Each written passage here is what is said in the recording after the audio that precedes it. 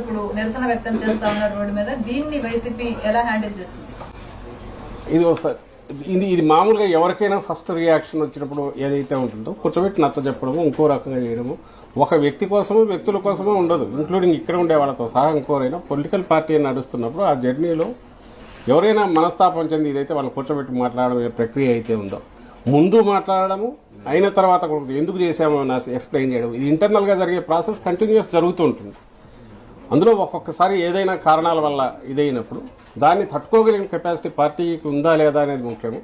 అది ఈ పార్టీకి ఉంది, ఎందుకంటే సజీవంగా ఉంది, జనంలో ఉన్నారు కాబట్టి. ఇప్పుడు కూడా ఇప్పుడు మాతో బొత్స గారితో ఎవరో కలిసి పనిచేస్తుంటారు. సహజంగానే మా నాయకుడికి ఇది అయిపోయిందని వాళ్ళు హర్ట్ కావచ్చు. వచ్చిన రియాక్షన్ కూర్చోబెట్టి మళ్ళీ సర్ది చెప్తాం. అల్టిమేట్ అందరి గోల్ ఈ ప్రభుత్వం మళ్ళీ ఇంకా మరి మంచి మెరుగైన మెజారిటీతో అధికారంలోకి రావాలి, జగన్మోహన్ రెడ్డి గారు మళ్ళీ ముఖ్యమంత్రి కావాలి, రాష్ట్ర ప్రజల ఆకాంక్షలు ఏదో తీర్చగలగాలి అనేది ఉంది. కాబట్టి ఇందులో అపోహలు ఏమనుంటే వాటి తొలగించే ప్రయత్నం చేస్తాం. ఒకవేళ కుదరని పక్షంలో ఉన్నదాంతో తీసుకుని కొత్త బలం నిర్మించుకుంటూ పోతాం. ఇది సహజంగా జరిగేది.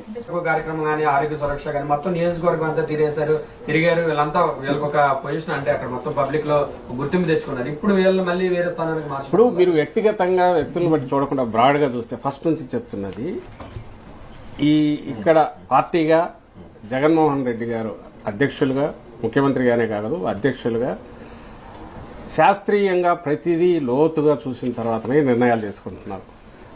పైన పొలిటికింగ్ కోసమో ఏదో ఇమ్మీడియట్ ఒక సెన్సేషనలైజేషన్ కోసం ఆయన ఎప్పుడు ఇంతవరకు చేయలే. మీరు గతంలో చూసినదే ఇప్పుడు జరుగుతుంది. ఇందులో ఏది దాచిపెట్టుకున్నది లేదు. మీ పత్రికల్లో మీడియాలోనే వచ్చినవి ఉన్నాయి. ఆయన ఓపెన్ గా లెజిస్లేచర్ పార్టీ మీటింగ్ లో కానీ, శాసనసభ్యులు మీ గడప గడపకు చెప్పిన కార్యక్రమాల రివ్యూల్లో కానీ ఓపెన్ గా చెప్తున్నారు. ఫస్ట్ గవర్నమెంట్ అత్యధిక స్థానాలతో గెలవాలి, మళ్లీ ప్రజలకు మనం సేవ చేసే భాగ్యం కలగాలి.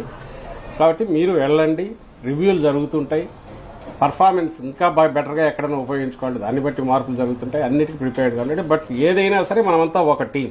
ఎట్లా ఉన్నా మీ సేవలు ఇంకో రకంగా వాడుకున్నా మనమంతా ఒక టీంగా నడుస్తాం, మీరు అర్థం చేసుకోండి అని చెప్పారు.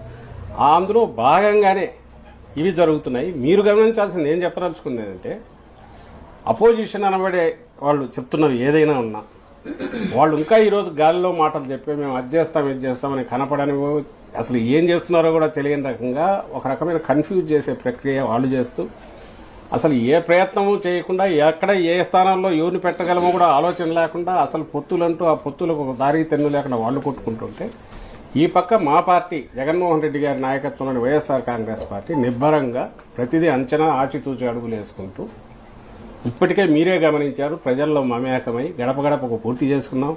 ప్రజలకు సంబంధించిన కార్యక్రమాలు, అవుట్ రీచ్ ప్రోగ్రాములు కంటిన్యూస్ జరుగుతున్నాయి. అందులో భాగంగా రివ్యూలు చేసుకుంటున్నారు, సర్వేలు జరుగుతున్నాయి. ఇదంతా ఎక్కడి నుంచి వచ్చిందంటే, నేను ఇంతకుముందు అన్నట్టు శాస్త్రీయంగా ఆయన చేస్తూ వస్తున్నారు. అందులో భాగంగా జరుగుతున్న నిర్ణయాలే. కాబట్టి శాసనసభ్యులను కన్విన్స్ చేయగలమనే విశ్వాసం మాకుంది. అలాగే కొత్తగా ఎవరినైనా తీసుకున్నా వాళ్ళని కూడా మోటివేట్ చేసి ముందుకు పంపగలగడం, పార్టీ మొత్తం వాళ్ళని కలుపుకొని ఒక టీం లాగా నడవడం, ఇవన్నీ సహజంగానే జరుగుతాయి.